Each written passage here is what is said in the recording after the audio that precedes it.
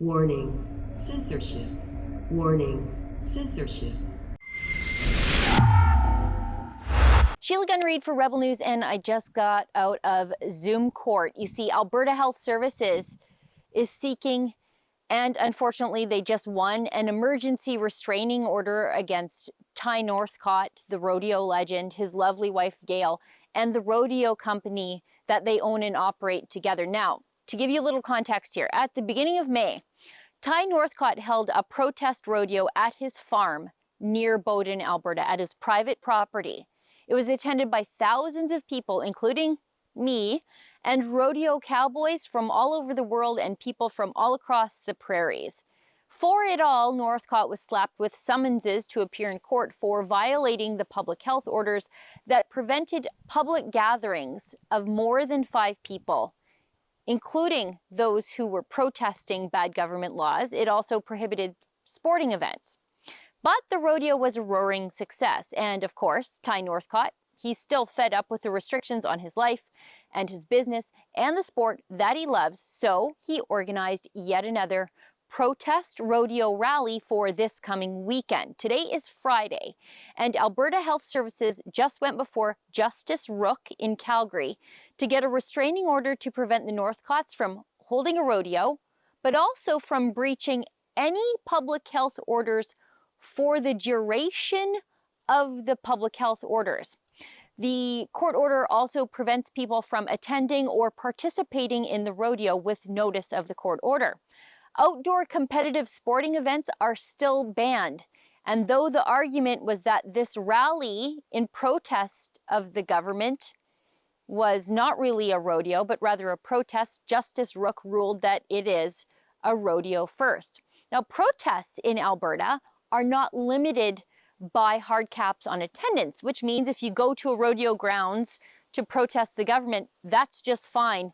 But don't do it on a horse or a bull because, I don't know, follow the science. Anyway, AHS got their order against the Northcotts, which means that if the Northcotts go ahead with their rodeo, or if any of us attend the rodeo or participate in the rodeo, we could all be held in contempt of court and go straight to jail, just like Chris Scott of the Whistle Stop did for 3 days, just like Pastor Tim Stevens of Fairview Baptist Church did, and just like Pastor Art Pawlowski did in Calgary. Those 3 men were all held in contempt of a prior order issued by this very same judge in Calgary, Justice Rook. Now, I must tell you that the Northcotts are represented by the very capable and very hardworking lawyers from the Justice Center for Constitutional Freedoms, including James Kitchen and Jay Cameron, and they were both in court today.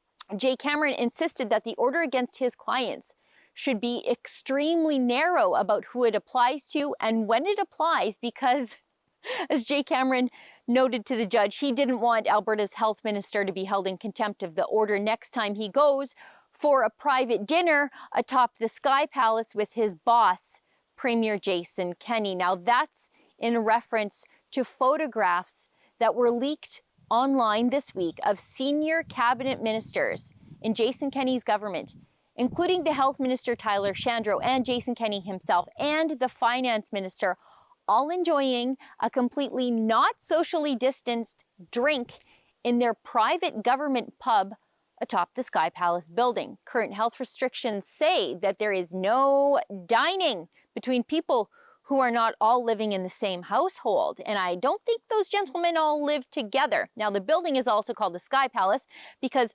prior Premier Alison Redford tried to build herself a luxurious penthouse accommodation for the exclusive use of herself and her family, all with taxpayer money. And that scandal, once uncovered, led to her downfall and resignation. Now I wonder if the Northcotts could hold their rodeo up in the Sky Palace where rules just don't seem to exist.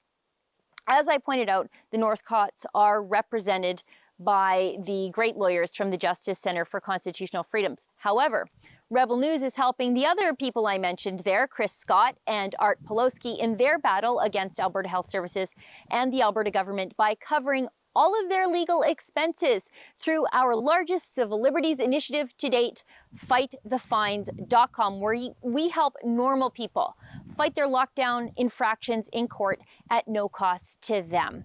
If you'd like to donate to offset the costs of Chris Scott and Art Poloski's legal expenses, please donate today at that website I just mentioned, fightthefines.com. Friends, I have no further information about whether or not the Northcotts still intend to hold their protest rodeo, and I imagine the Northcotts are going to keep that information pretty close to their vests either way, since they are being hunted by the Alberta government. Now, if the rodeo does go ahead, I promise Rebel News will be there, court order or not. For Rebel News, I'm Sheila Gunn Reid. The Northcotts are being represented by the Justice Centre for Constitutional Freedoms, but there are so many more people out there currently being helped by Rebel News through our civil liberties initiative, fightthefines.com. If you'd like to donate to offset the legal costs for 1,200 people, pastors, and businesses who are fighting their lockdown tickets in court, please donate today at fightthefines.com. And all donations there now qualify for a charitable tax receipt through the registered Canadian charity, the Democracy Fund.